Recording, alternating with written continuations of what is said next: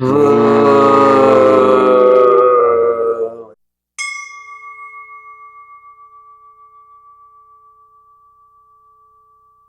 Hello, hello. And welcome to episode 4 of the Ourcana sessions. Today I'm joined by the beautiful, fantastic, fabulous Dr. Gigi Arnaud. How are you this morning? Great. Thanks for having me here. I'm so excited. That you're here. I'm happy about this episode. Should we dive right into it? Go for it. Perfect.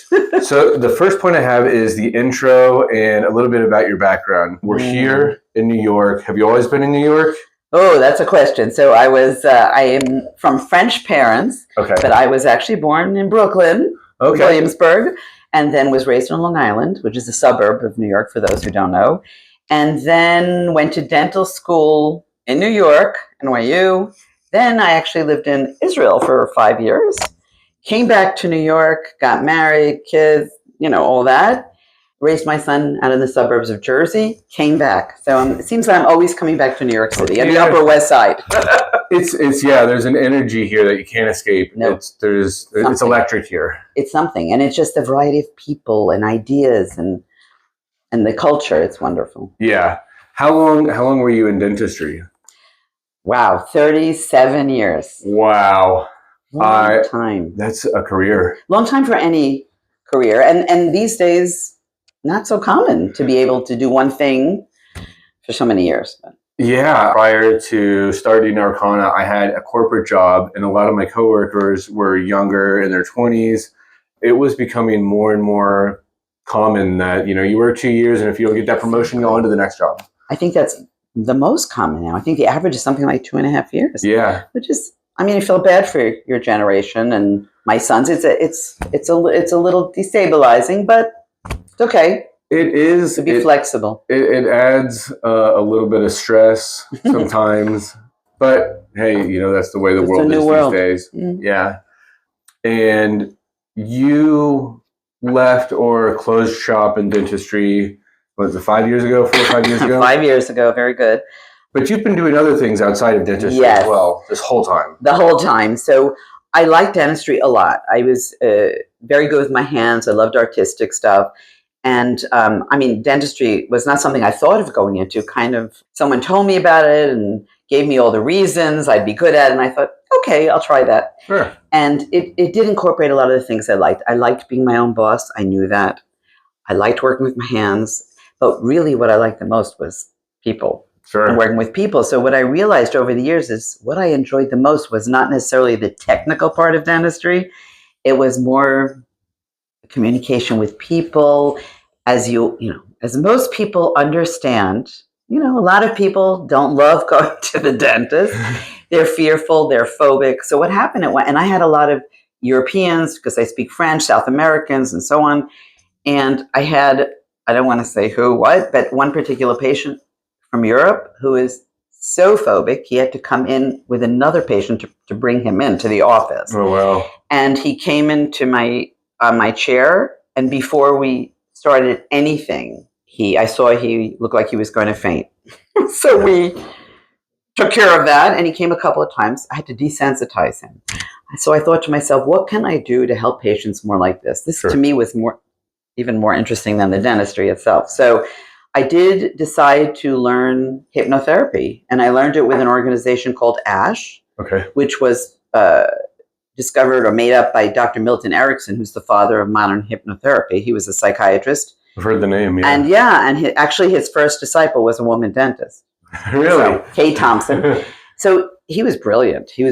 So I found this fascinating. He was mostly with therapists, and it was like, wow, the subconscious mind and the brain, it just, I come from a family with a lot of intergenerational trauma, and I had seen a lot of, let's say, mental instability.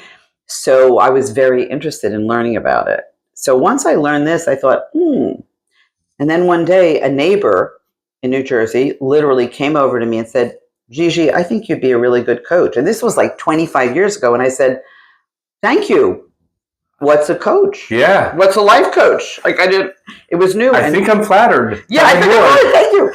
And she said, no, you go with people, you're curious, blah, blah. And so I looked into it, and I decided to study that too. I'm lucky I had a good son because I was able to do all this.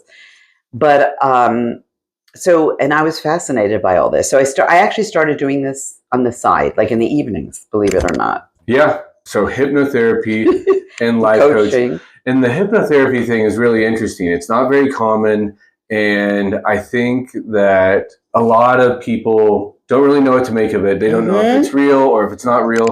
Can you give me a definitive, is it real? No, it's a beautiful question because even I, as a kid, what did we hear about hypnotherapy? Like I used to, this thing. Yeah. The show, that's the show hypnotherapy. Okay. This is totally different with this organization called ASH, American Society of Clinical Hypnosis. It was really for healthcare people. Okay. So it was people, it was dentists, doctors, nurses, psychiatrists, psychologists, and so on. So the idea is that if you're the guide, the hypnotist is the guide, and you're giving positive, it's called post-hypnotic suggestions. You're giving positive suggestions to the client, okay, after hearing their history and how they work and so on. And you do this using different tones, certain words. Okay. There are different ways to do it, but yes, it's very helpful. All it is, I just want to mention, because people get all these ideas about it, I always tell my clients the myths and misconceptions. So number one, you're not unconscious. You're not unconscious. You're just in a different brainwave state. Are you still there though, or so this is it kind of in between, like you're asleep? That's a great question, because it's the theta brainwave state, which is the same state you have as you're falling off to sleep and as you're waking up in the morning. That's why they say, tell your mind, tell yourself what to do right before you fall asleep, because it's suggestible. It's the most suggestible time. I'm a firm believer of affirmations, and they say to do it before you go to bed and when you wake up. Affirmations I will talk about that maybe, with energy and effort. Yes, definitely. But it's telling yourself stuff, but it's the idea that it's opening your subconscious mind. In our regular state, the beta thing, therefore, the beta state that we're in now, our conscious minds are up and running, hopefully. Yeah. But our subconscious are underneath. We don't really know what's going on. With the theta state, you can make suggestions. And your question, it's called being in a trance. So your question is, are you out of it? No. Yeah. But you're relaxed. It's called, without getting too technical, your GRO, your general reality orientation, is decreased. So you might hear my voice, but you don't really care. I see. Yeah, like it's far away. That's not what matters, because it's actually you're sharpening your inner. And the idea is voice. Your subconscious is a little bit more. It's much more open to suggestion. And when you're in that state. So let's say we're trying to decrease anxiety, which a lot of people have. Sure, I do, and I do too. I did my whole life, and it's wonderful. You can decrease anxiety by using all sorts of words, all sorts of tones. You have to speak to the person before and see how they work. If they're visual, if they're auditory, everyone's different. You have to know what their experiences are so you don't cause more harm than good. That's why I do believe that hypnotists or hypnotherapists really have to know their stuff and stay within their boundaries. I can imagine it can get out of hand, or there's a fine line you have to go down, and it's very easy to probably potentially cause, like you said, more harm or more damage. You have to know what you're doing, and I have to tell you, it's create confusion right. And so in my case, because I'm a dentist, I had certain boundaries, so I did it more for decreasing anxiety, the dental phobias, obviously. Totally. For other phobias, for sleep. People came to me a lot for sleep, which, as you get older, it's more and more issues with that. I'm looking forward to it. I already have sleep issues, and I am getting older, so we'll see how the future goes. Nah. So while you were in dentistry, you got certified as a hypnotherapist, and then you started leaning more into certified as a life coach. Life coach. They were all together. They were both together. So in other words, I would see people for coaching and or hypnotherapy. Now I put it together. So I have a coaching programs, and then hypnotherapy can be 1 or 2 sessions of it. in the life and that's coaching, incredibly helpful. I can imagine. Mm-hmm. Yeah, and the life coaching, and I'm sure the hypnotherapy also kind of leans into this as well. But your particular life coaching leans more into the neuroscience kind of side of things. Is that right? Yes. Now I've gone from sort of life and mindset coaching, and I'm going a little deeper now into what's I'll call nervous system and neuroscience coaching, and it's more having to do with. And I've developed my own system or method called the 3 R's, which have to do with first regulating your nervous system. Number 2, rewiring your brain or subconscious thoughts, beliefs, patterns, right? Mm-hmm. And 3, resetting your identity. Okay. So you can transform and manifest with joy, not manifestation in the abracadabra sense. It doesn't work like that. When you follow these 3 steps. Why regulating your nervous system is first? For those of us who have had anxiety, I don't know about you, but when people told me just breathe I couldn't do it. When my mind was going and I was in a state of fast, shallow breathing speed. Sure. I couldn't just kind of breathe at that moment. Everyone is different.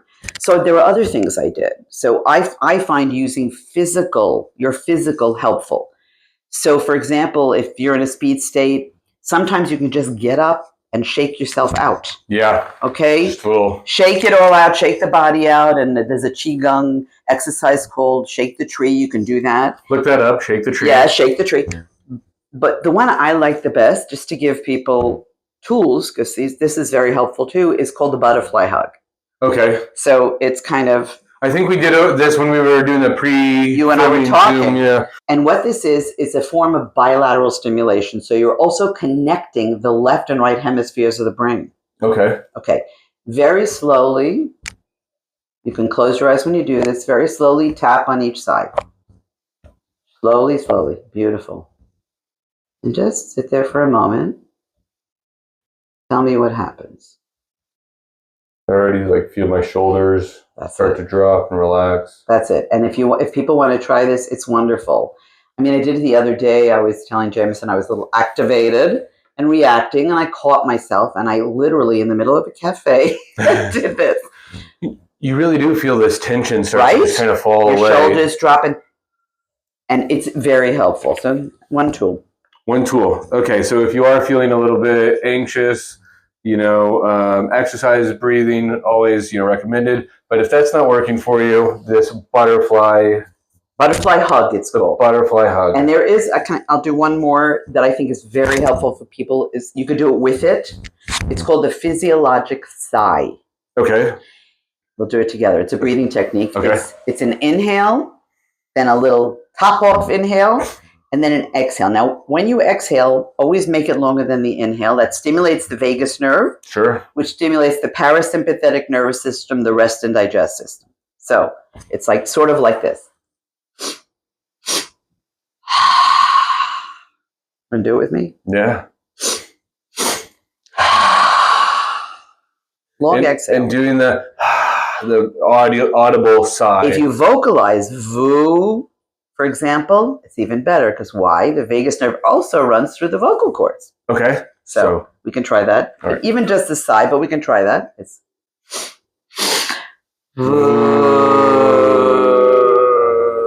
just let yourself go. See? Yeah. I can feel my eyes heavy. I'm just like, And with the shaking, that's also good for anxiety and depression. Yeah. Because depression, we have to move physically. So in other words, the regulating the nervous system is because you have to physically be able to work. Mm-hmm. And also how we work when we're responding or reacting to something is our body has, I'm going to just say 3 basic systems. I'm really simplifying. Okay. One is the reptilian brain, right? Which is our automatic response to something. Yeah. So you can, if you're scared, your breathing increases, your muscles tighten, right? All that. It's your action, reaction. Exactly. Kind of brain, yeah. That's number 1. And that's the survival brain. That's number 1 that comes online when you're in any kind of fear situation, which it used to be like a saber-toothed tiger. Now it can be just someone standing behind you in the dark. I don't know. Totally. Okay. Getting hit by a bike in NYC. Or right, almost getting hit by a bike, right? Yeah. So that's number 1, the reptilian. Then you have the limbic system, the emotional system. That comes on. It's your emotions come on. Mm-hmm. Only The last one to come on is the prefrontal cortex, which is what makes us humans different. We have this. That's our executive function, non-impulsive brain that lets us think. In other words, when we're reacting, like I did the other day, I literally couldn't think straight because my prefrontal cortex wasn't coming on. It was still my body going and my emotions. So that's good to know.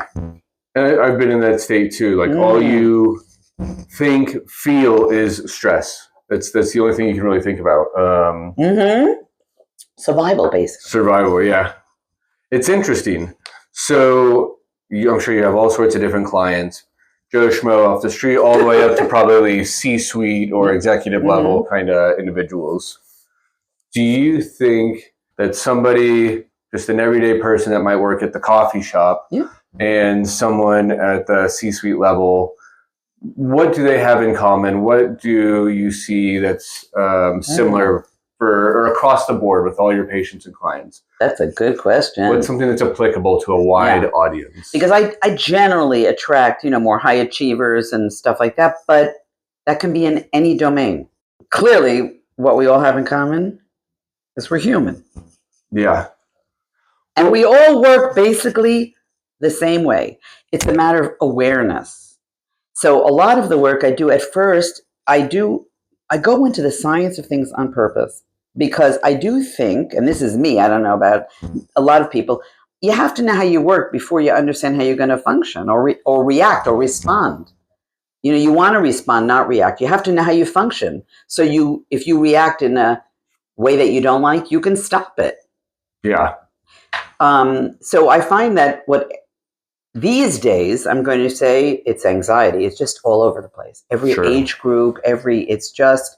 there's a lot going on in the world around us right now. There's a lot of insecurity, if we talk in the United States, with work, with security, with all that. For the younger people, how do I make a living? How do I, hopping from company to company, job to job. So we're all human. I mean, what we have in common is that some of us, because of experience, because maybe a little bit of genetics or influence, we respond or react differently. So I want to tell people, because most of my life, to be really honest, I think the thing, and it's also because of my background, but I think the thing is that I always felt like I'm a little broken or crazy or, in my particular family background, there was a reason. And I realized, no, I was just conditioned a certain way. Like all of us are conditioned, from 0 to 7 years, right? We all absorb like sponges, all the stuff around us from our parents or caregivers, the society, our institutions, our schools, right? Yeah. And all this conditioning. And what does it do? It goes into, we'll say our body, because that's sort of the representation of the subconscious mind. Sub, we don't realize it's there. But that's what went there. That's what all those beliefs and patterns that we're repeating and not necessarily wanting to repeat, but it keeps going. And a lot of the work that I do with clients is you have to kind of, using a dental term, excavate, the subconscious, those patterns, get them to conscious awareness. Clear out a little debris. Very good, Kevin. And bring it to conscious awareness so that we can start changing the neural pathways, which contain our thoughts and beliefs. And that's work also, intention, repetition, changing those neural pathways in our brain. Yeah. Which contain those patterns. And we can do that. So that's what all humans have in common. Some are lucky enough or whatever to be born with less interference. Sure. Or less trauma or whatever. But whatever it is, we have to work with what we're given. That makes sense. And let's say that we accept where we're at and... Awareness, acceptance, very good. We realize that we want more, we're capable of more. How do we shift that identity? How do we let go of the past, our self-limiting beliefs? I have right here the subconscious mind, transformation, right? Identity reclamation, and in parentheses, limiting or negative belief. How do we let go of that and incorporate long-lasting, meaningful shifts in our thinking and how we treat ourselves and how we allow others to treat us. Beautiful. I mean, that's a big subject. It's how do you fix everything in my life? Right, exactly. But, you know, you hit it on the head when you said acceptance, because the first step is awareness. Yeah. You know, I don't know about you, it took me literally, I was aware, so let's clarify. I was good intellectually, no problem. Most of us are, right? I knew, I went to therapy, for courses, for books. I was like the ultimate student, right? Mm-hmm. I could tell you everything about everything, but it didn't help me emotionally, right? It was here in my conscious and my intellectual. Yeah. Until it goes here in the body, the subconscious, and comes up, it's not going to go anywhere. So first thing you have to do, you said awareness, self-awareness. That's called metacognition, being aware of how you're responding, reacting. I mean, I used to go to therapy, literally ask the therapist, you know, yeah, okay, I get this. I have all the information, but what do I do? How do I stop? I understand the theory. What about the I was triggered. I'm triggered. Right in the middle of a trigger. What do I do? How do I stop it? Yeah. And that's what I was interested in. And the coaching is more action and results oriented. Sure. So you have awareness, you have acceptance, you have integration or absorption. You have to start taking action. And the action is to make the subconscious conscious. That's a lot of the work we do. And then once that happens, then the work is to change the neural pathways. Now, just to tell you what neural pathways are, neurons are the central nervous system cells, the cells in your brain. Mm-hmm. So let's just say they have pathways or circuits. Okay. And each circuit, let's say, represents the thought or belief that you're conditioned. Okay. Okay. So you could say in mine, I'm broken, or I'm not enough, which a lot of us have. Okay. Those are the bottom ones. I'm not enough. I don't deserve. I'm not worthy. Right. You have that playing. So you want to change that circuit to I'm worthy. That takes, first of all, intention and tons of repetition. And that's the work I do with people, because sometimes people need the motivation to keep repeating it. I need to keep repeating it. They need to keep doing it. I have people make Post-its, and I have them all over my apartment or your home to remind yourself of things. Yeah. You know, and when you remind yourself of things, use the positive, like affirmations, the positive in the present tense, not the negative. Not I'm not worthy, but I'm worthy. Or not I'm not crazy, but I'm regulated. I'm regulated, right? Yeah. So you have to, there's a lot of repetition, when you say affirmations, a lot of people say use affirmations, which are present tense statements.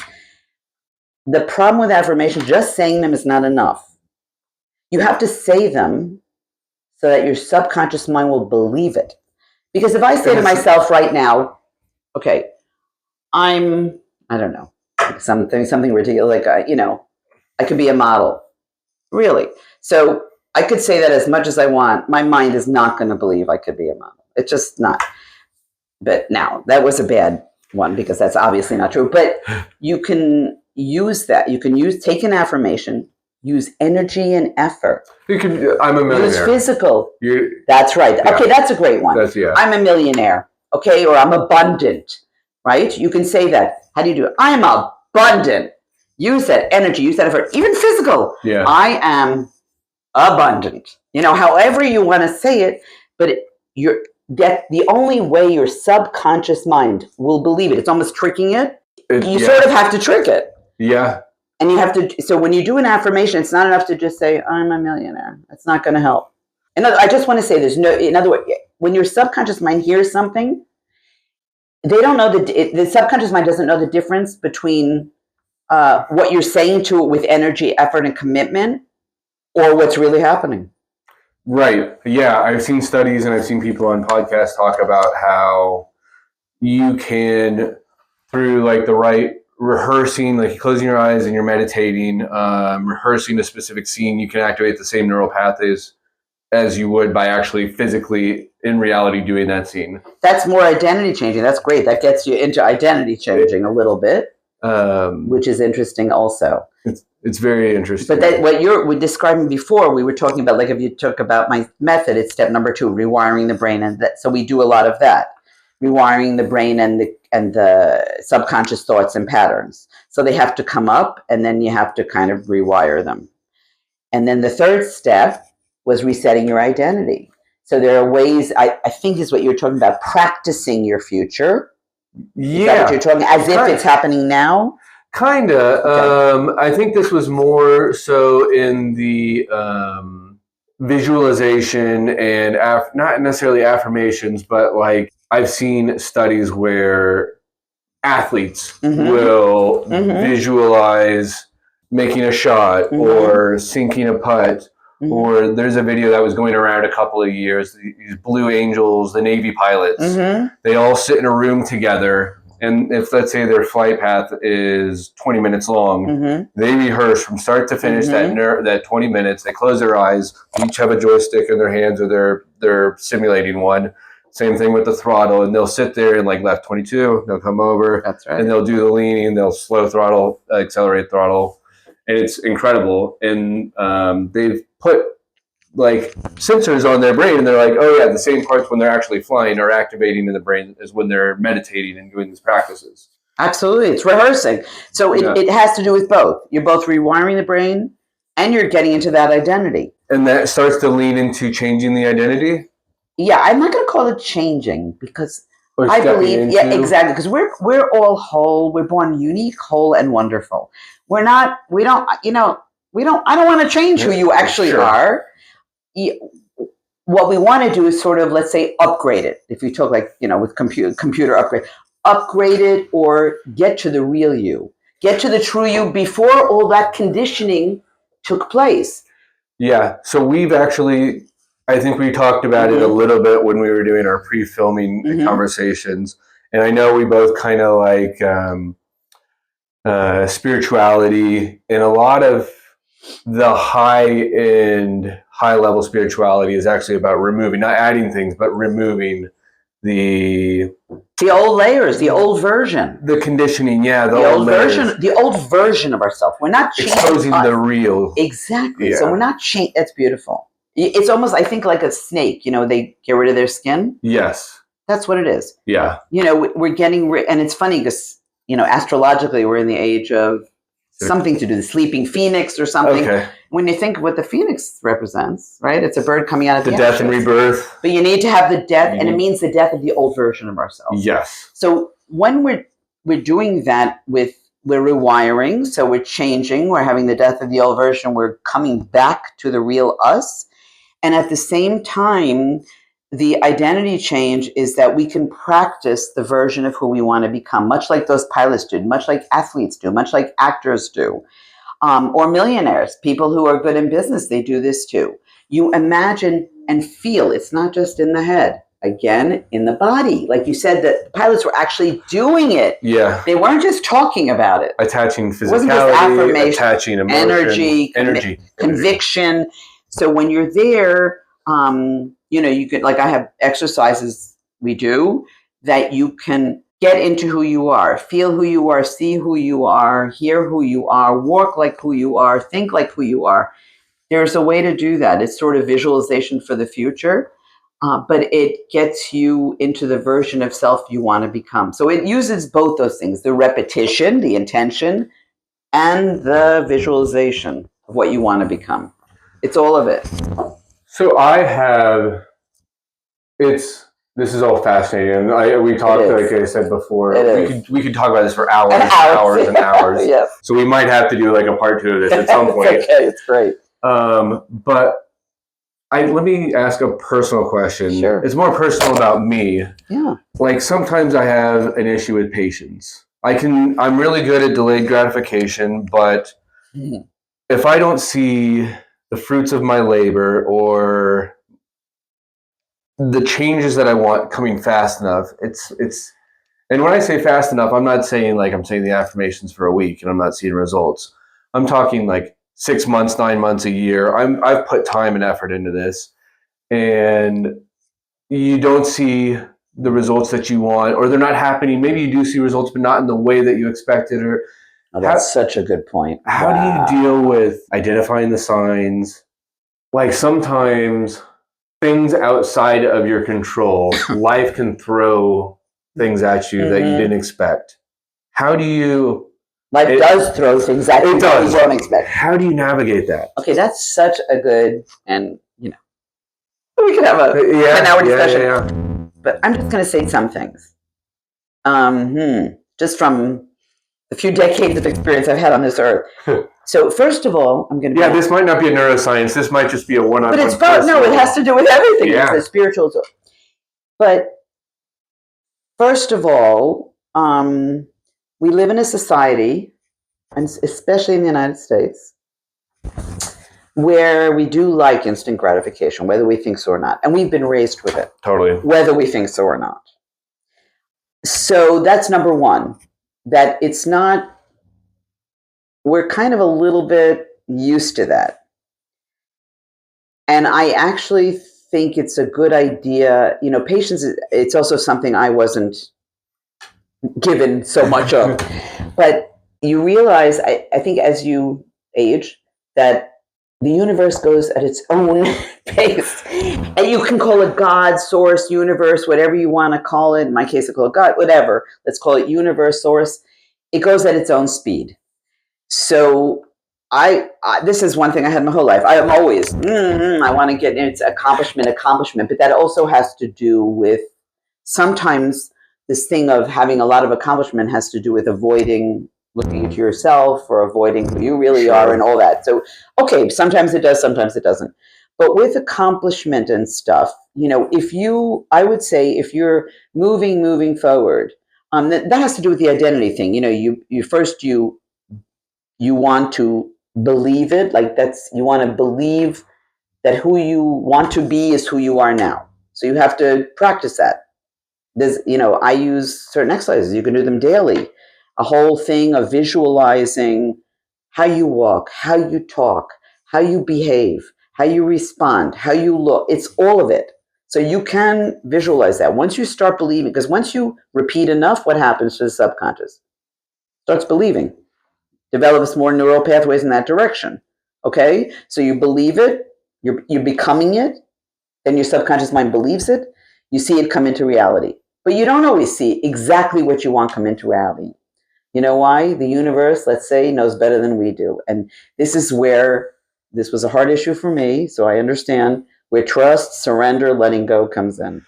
Surrender is a tough one. Tough one for most of us, because we push, we drive, and we live in a city, New York City, and a society like that. People are driven. But if you're driving in one direction, and one door is closing, and another door is closing, and another door is closing, perhaps that's a little hint from the universe. Maybe I should veer in a little bit of a different direction. If that keeps happening, like a bang on the head, then maybe a little more in another direction. Also, we have to understand that we can only do so much. We can do the why, the where. We can't decide the how. The universe is going to decide that for us. Yes. What if we're meant... what if you're meant to be, let's say, in another country or in international stages, and you're thinking, I'm going to go on to, speak on stages here in New York and then the USA. And the universe is saying, no, I want him on bigger stages. So he's going to have to start small there and go bigger. Some of it is trusting and going with it. Feel it, yeah. And this is where most of us have issues. And a lot of us from New York, who are, New York, America, who are... We try to force it to our will. And we can't necessarily. We sometimes have to leave it to something bigger, whatever that is for you, and say, this is what I was supposed to learn. I actually remember saying, I'm going to say this to parents too, because I remember saying this to my son once. I come from a background of a tough background of my parents were French, Jewish, hidden children Holocaust survivors. So there was a lot of trauma there and in my family, and I saw a lot of stuff and grew up with that kind of an influence, and it was hard.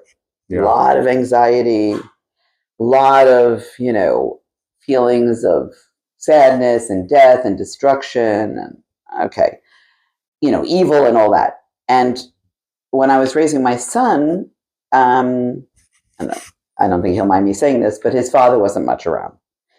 So, and we were in an area where everybody had fathers around. So, and I remember saying to him once, each of us comes onto this earth to learn different things, and each of us is given challenges. And the thing that makes our lives or who we are is how we respond to these challenges. Because in the end, we are responsible for ourselves. Even though all those things happen, they could be crappy things, which they are for a lot of us.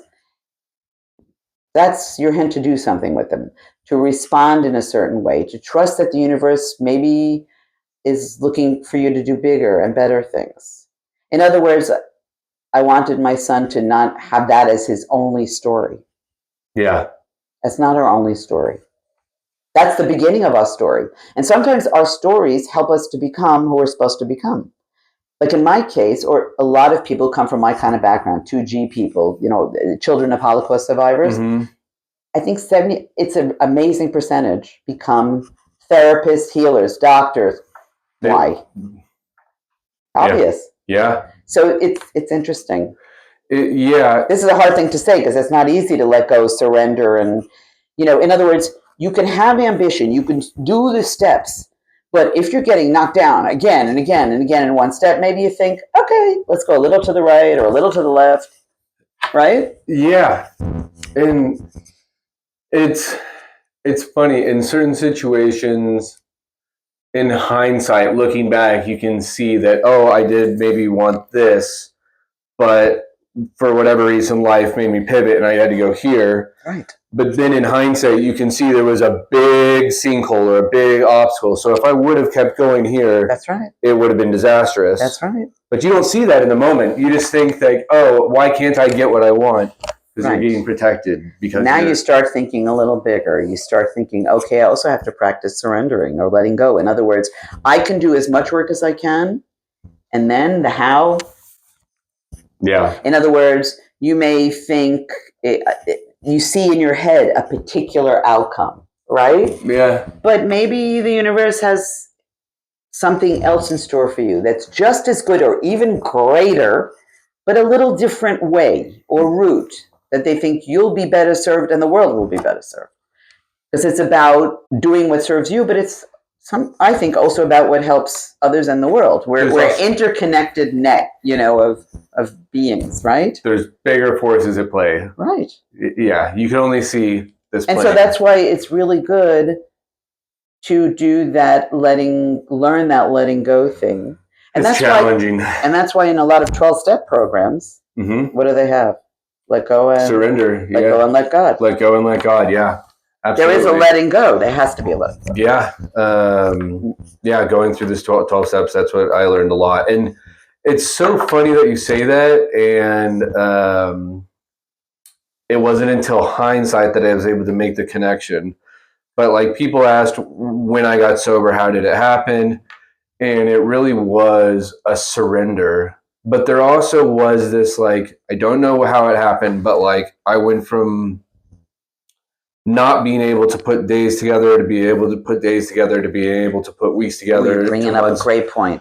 And then at the final, on my last, so my sobriety date is August 8th. August 7th, there was like an emotional incident where I really just kind of like, it was almost like a prayer thing, but it was like there was so much emotion behind it that's like, I am so done with this. That was your real affirmation. With the energy, the conviction of all that suffering. And get emotional, sorry. You can get emotional. That's wonderful. By the way, there are no bad emotions. But August 8th? Great day. No. Well, because you were ready. There was, ever since that day, I haven't had a craving. I look at it and I'm just like, no, I physically, mentally, literally, I can't. It's not a decision. Like I'm deciding not to. It's literally I can't. But it's a decision, and so it's like touching an electrical fence. You look at it, just I can't do that. That's right. But I want to say something. You said it beautifully because when you think of it, that's how it goes. Even in coaching, I always tell people, the thing is, we have a lot of us have such ambitions, and we want to be from here to here right away. It ain't gonna happen that way. It's what? Little step, one little step, another little step, another.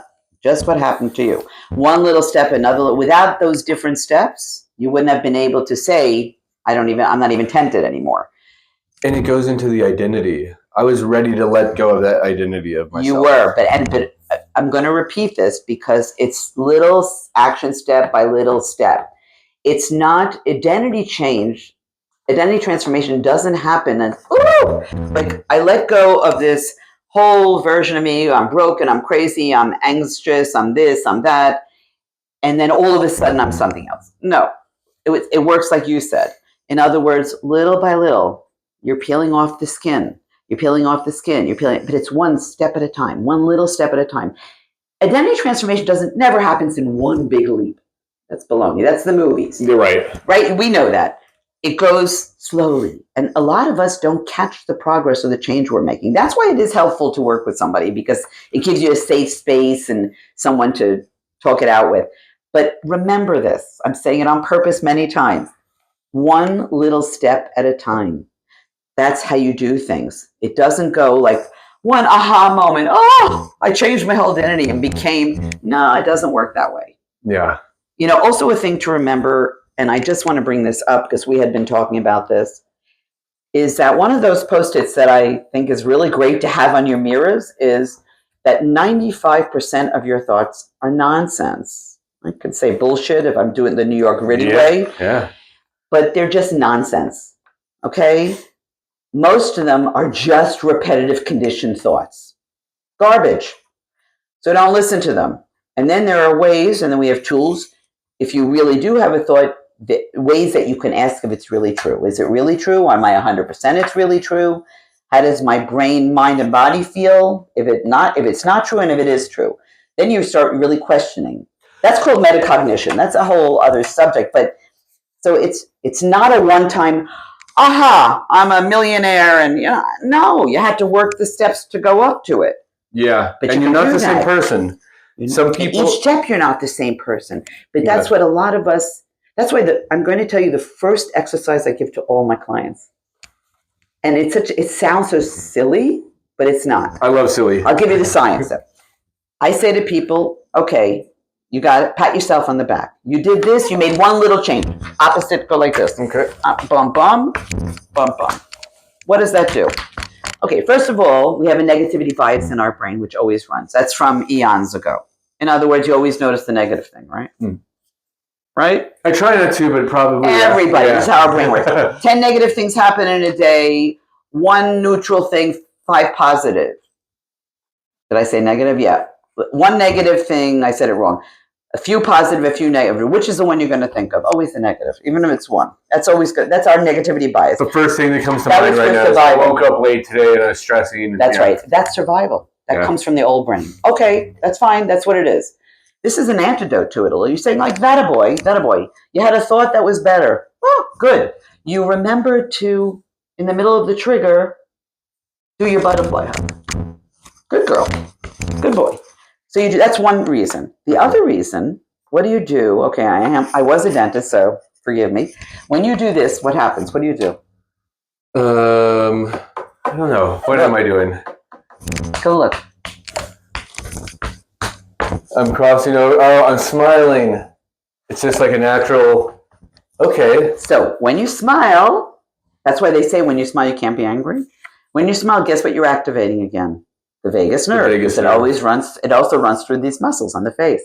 Wow. It's amazing. The vagus nerve goes through a lot of your organs. So, vocal cords down here, down through your vocal cords, through your larynx, lungs, heart to stomach. That's the gut-brain highway, by the way. Yeah. That's why we say second brain. But anyway. And I've heard, there's neurons in the heart, there's neurons in the gut. Exactly. So this is all connected. That's a vagus nerve.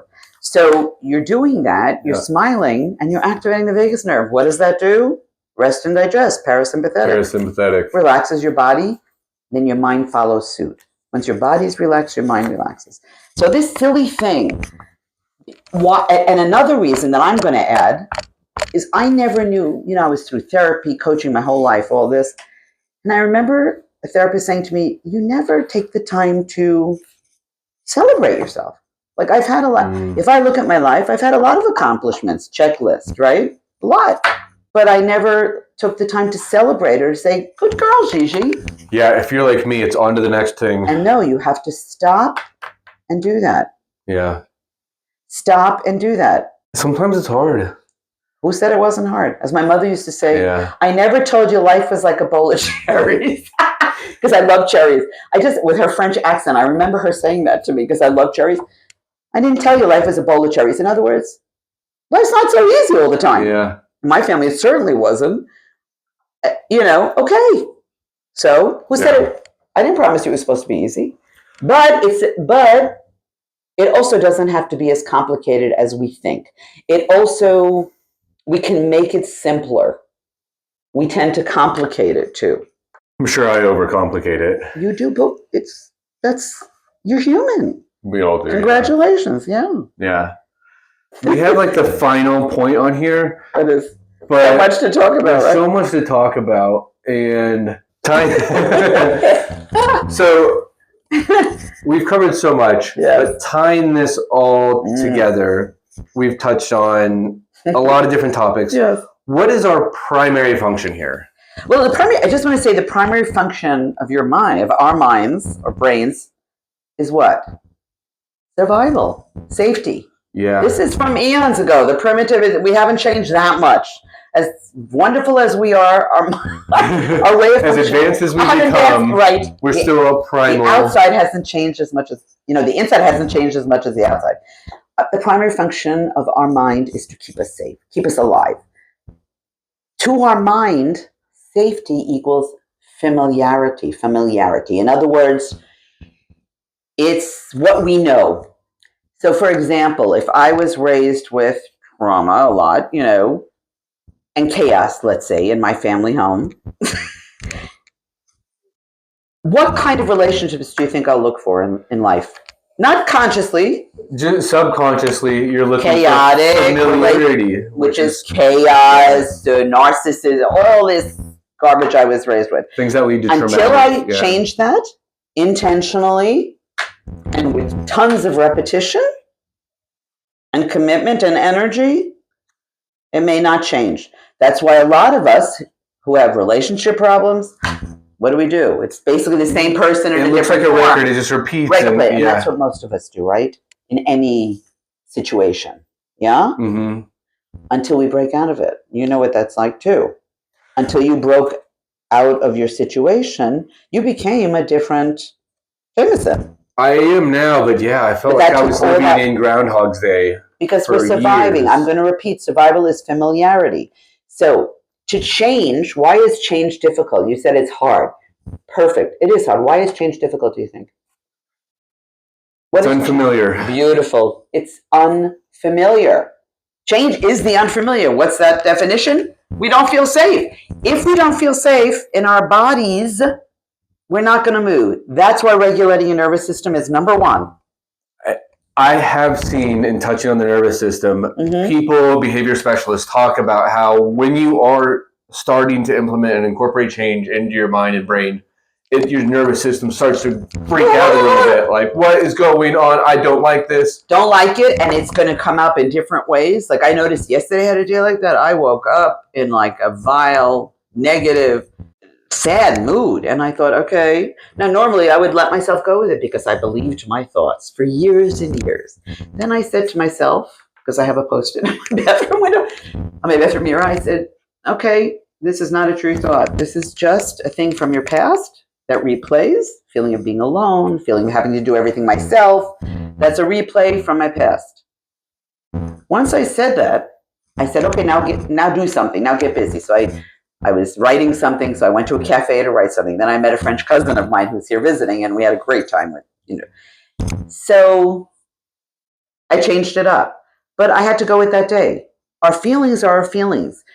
Also, let's stop judging our feelings. There's the bad, the good, and the ugly. We're going to have it, all of it. We're human. Again, it encompasses everything. Yeah. I think what we have to learn is to be good with ourselves, be compassionate with ourselves, but then be self-aware so that we can change. Being aware that change is unfamiliar can be scary, and we can do a little freak out, mind and body and soul, but we'll get there. Yeah. Keep moving forward. one step at a time. Absolutely. For me, one of my missions or my purposes is to help. I'm a healer. I'm a helper. I want to help people really become the authentic them, because I find people, that's where I was trying beautiful and curious and whole, and how boring it would be if we were all the same. Oh my gosh. Right? So I love the different. That's why we love New York, right? Because everything's different. So the premise is, this is what my purpose is, or my mission, or whatever you want to, my goal, my intention, right? So let's say I want to have a podcast that's going to reach a certain amount of viewers, or more importantly, that is going to reach people who really need it at this time, really take something from it in their body, mind, and soul and spirit. Isn't that beautiful? So, but you don't know how that's going to happen. It could be someone calls you tomorrow, goes, Jameson, that was amazing. And you're amazing. But that was amazing. Come talk to this audience of 100, and then an audience of 1,000, and you never know how things are going to happen. So we can't necessarily control how it happens, but your basic purpose or mission, you want that to be clear. And you want to become that person who's going to have that mission. Yeah.